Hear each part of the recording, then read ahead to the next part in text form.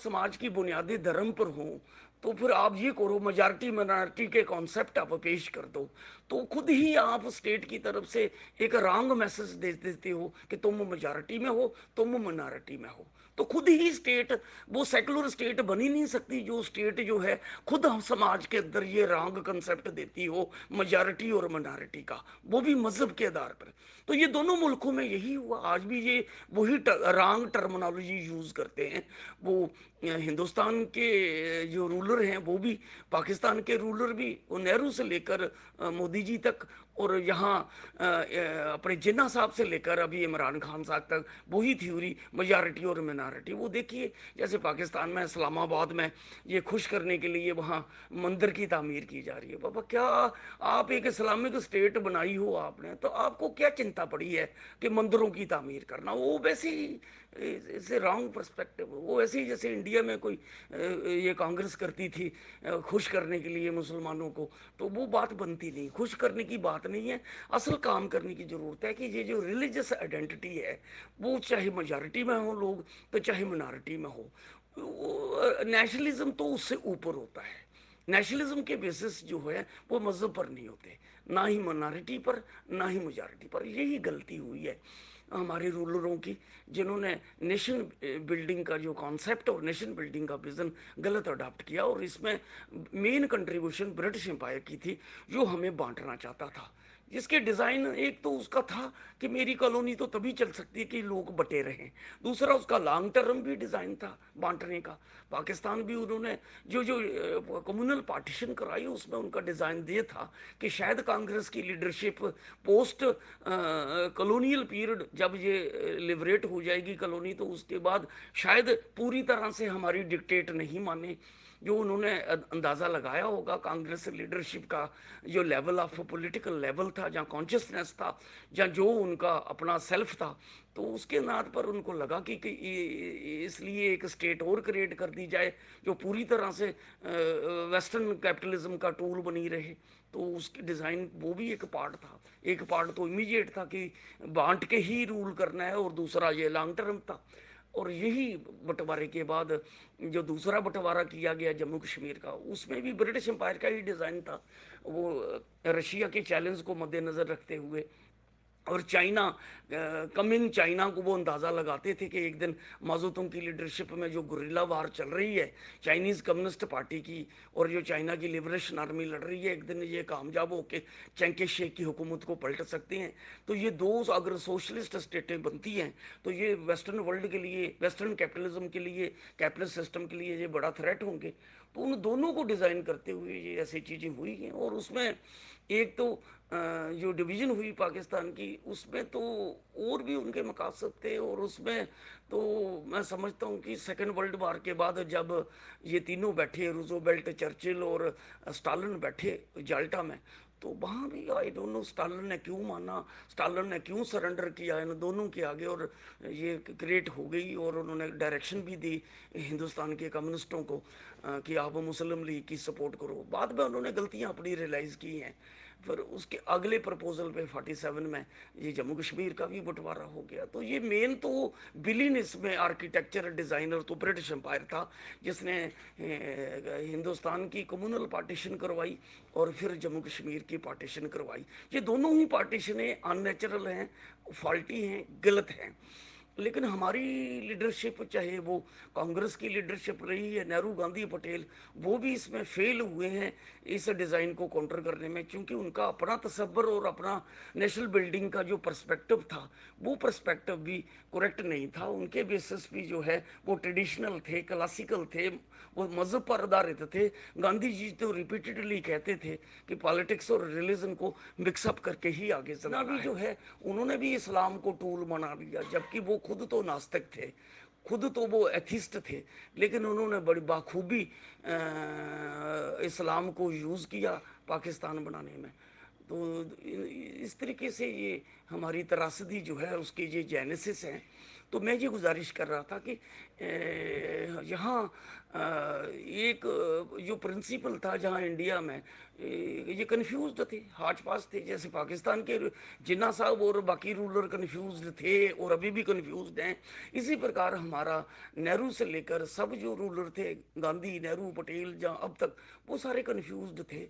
Constitution में 26 वर्ष तक तो इंडियन कॉन्स्टिट्यूशन में ये दर्ज नहीं था कि ये क्या बनाना है, ये सेकुलर स्टेट बनानी है या ये एक कोई थियोक्रेटिक हिंदू स्टेट बनानी है। लेकिन फिर प्रैक्टिकली जो कम्युनल पार्टीशन के बाद जो दो बंटवारे के बाद जो दो नेशन स्टेट बनी, तो उसकी फाउंडेशन तो वो कम्युनल पार्टीशन है, उसकी फाउंडेशन तो वही टू नेशन का जो सिद्धांत है वही उसी के इम्पैक्ट हैं। फिर कंटिन्यू रही दोनों मुल्कों की जो पार्टीशन के बाद जो दंगे हुए, 10 लाख लोग मारे गए, 40 लाख लोग जख्मी हुए, 2.5 करोड़ लोग दोनों साइडों से माइग्रेट हुए। वो इतनी बेदर्द, मतलब दर्द भरी दास्तान है, इतनी बड़ी ट्रेजिडी है जिसका जिक्र भी करता हूँ तो हमें बड़ा तकलीफ होती है, मुझे, हम सबको बड़ी तकलीफ होती है। तो वो जारी रहा। इंटरनली भी जो हमने डिवीजन करवा दी और एक्सटर्नली भी वो इंडो पाक हॉट वार, कोल्ड वार, कन्फ्रंटेशन 71 वर्षों से रही। उसमें दूसरा चैप्टर जम्मू कश्मीर का ऐड हो गया। जम्मू की सारी फिर प्रिंसली स्टेटों के निर्णय हो गए, लेकिन ये जम्मू कश्मीर स्टेट फंस गई, ब्रिटिश एम्पायर ने फंसवा दी और हमारी लीडरशिप ने फंसवा दी।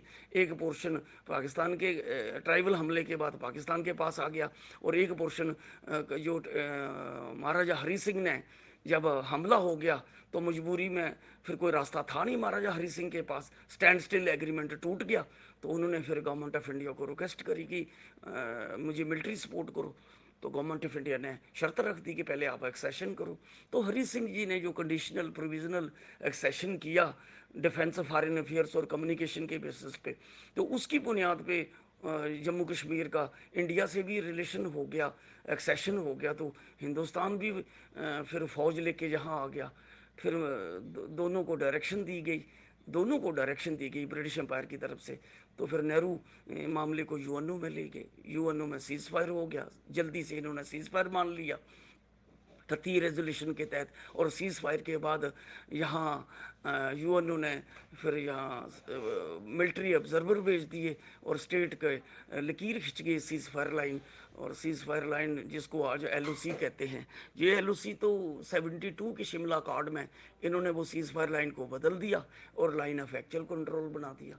जबकि यूएनओ में इन्होंने माना था कि जो कमीशन बैठा इंडिया पाकिस्तान का कि यहाँ प्लेबिसट होगा, दोनों ने मान लिया, दोनों ने ड्राफ्ट प्रपोजल भी दिए थे।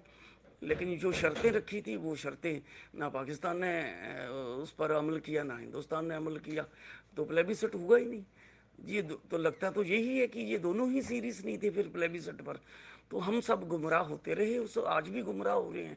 तो मामला फंस गया ना, 71 वर्षों से हमारा मामला यूएनओ में फंस गया।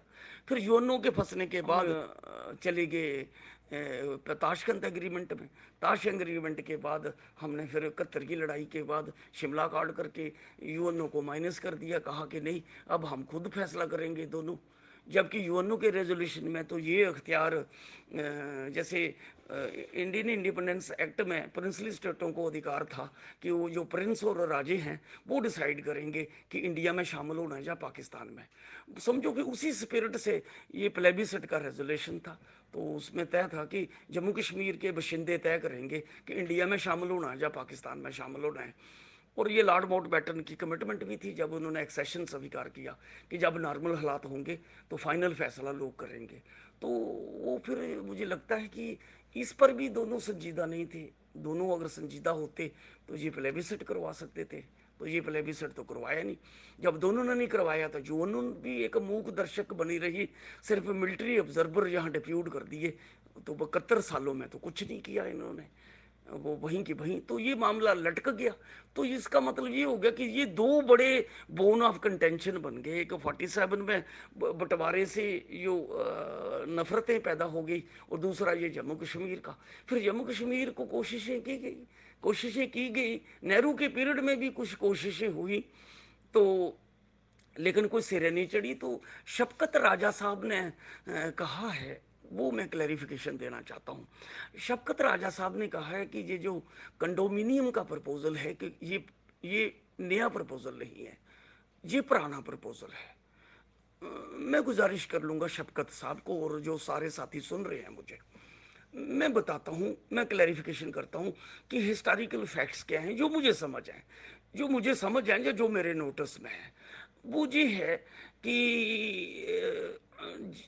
جہاں کشمیر میں یہاں شاہی جو مسجد ہے، ماسک ہے، شاہی ماسک میں جہاں حضرت محمد کا داڑھی کا ایک بال جسے موئے مقدس کہتے ہیں وہ پرزرو کر کے رکھا ہوا ہے، وہ پرانا بڑے لمبے پیریڈ کا کسی نے وہاں سے شاید مکہ سے لایا ہے، حضرت محمد کا جو بال ہے، تو وہ بال وہاں رکھا ہوا ہے جس کو لوگ بڑا پوتر مانتے ہیں، بڑا فیتھ ہے لوگوں پر کشمیر وادی میں۔ تو اس پیریڈ میں کیا ہوا کہ وہ موئے مقدس جو ہے وہ شاہی مسجد سے گم ہو گیا، جس سے پورے کشمیر وادی میں بڑی زبردست ایجیٹیشن ہو گئی، پورا کشمیر جو ہے وہ غصے سے لال پیلا ہو گیا، بہت زبردست حالات خراب ہو گئے۔ تو اس پیریڈ میں پھر جواہر لال نہرو جو پردھان منتری تھے بھارت کے، ان کی ڈائریکشن پہ شیخ عبداللہ اس وقت جیل میں تھے، ان کو جیل سے نکالا گیا، اور جیل میں نکالنے کے بعد شیخ عبداللہ کی سروس لی گئی اور ان کی ڈیوٹی لگائی گئی کہ کائنڈلی پی ایم او سے ڈائریکشن آئی کہ شیخ صاحب کو کہیے کہ وہ یہ جو حالات خراب ہو گئے ہیں کشمیر وادی کے، تو اس میں رول پلے کریں، تو وہ جس نے بھی چوری کیا ہے وہ موئے مقدس جو ہے وہ ریکور ہو جائے۔